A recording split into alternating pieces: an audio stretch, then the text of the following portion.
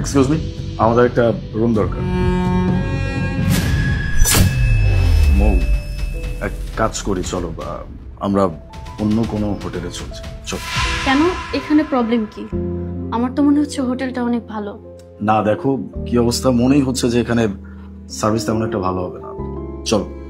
Excuse me sir, ma'am, আসলে এই এরিয়ার আশেপাশে কোনো হোটেল নেই। হ্যাঁ, আমিও কোথাও যাব না, অনেক ক্লান্ত হয়ে গিয়েছি। আচ্ছা, আপনারা দুজন কি হাজব্যান্ড ওয়াইফ নাকি? না, কিন্তু খুব তাড়াতাড়ি হয়ে যাব। Wow, congratulations. By the way, আপনাদের রিলেশনের কত বছর হলো? আমাদের রিলেশন তো 2 বছর যাবত চলছে। আপনি এত উল্টাপাল্টা প্রশ্ন কেন করতেছেন? রুম বুক করে দাও।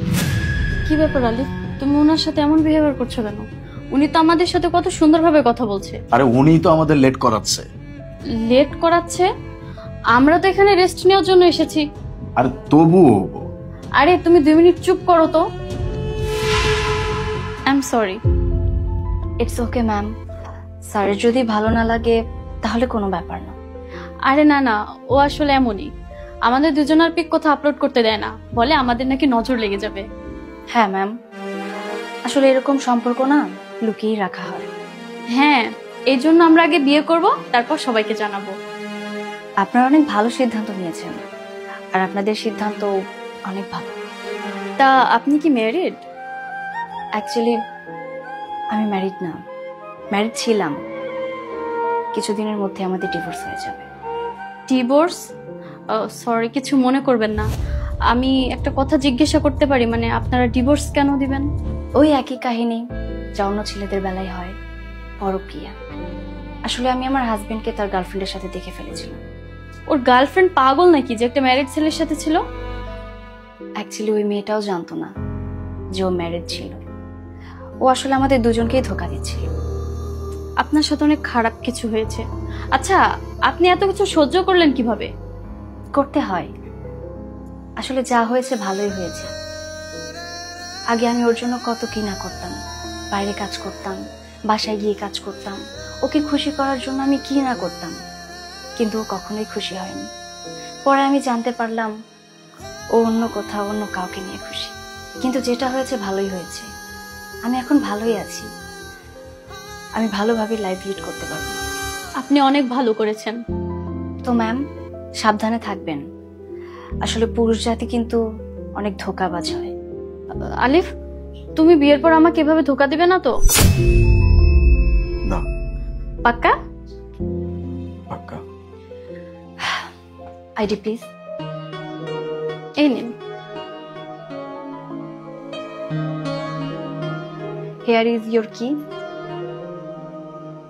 and your room number is 101. Thank you. আচ্ছা চলো। তুমি যাও, আমি আসছি। ঠিক আছে, তাড়াতাড়ি এসো।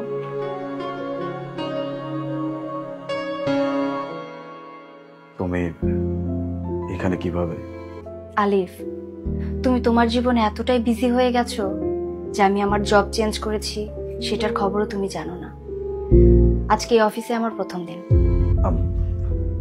সো সরি, দেখো আমি ভুল করে ফেলছি, আমি অন্যায় করছি। আমি প্রমিস করতেছি আমি আজকেই ওকে ছেড়ে দিব। ওকে ছেড়ে দিয়ে তুমি থাকবে কার সাথে শুনি? কার সাথে থাকবো মানে তোমার সাথে থাকবো, সবসময় তোমার সাথে থাকবো। আমি প্রমিস করতেছি দ্বিতীয়বার এমন কিছু হবে না। কিন্তু আমি তোমার সাথে থাকবো না, আমি তোমার কাছ থেকে ডিভোর্স চাই। তুমি ওকে নিয়ে খুশি না, তুমি ওকে নিয়েই থাকো।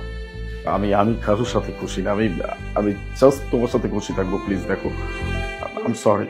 তুমি যদি আমাকে নিয়ে খুশি থাকতে না, তাহলে অন্য মেয়ে নিয়ে হোটেলে রাত কাটাতে আসতে না।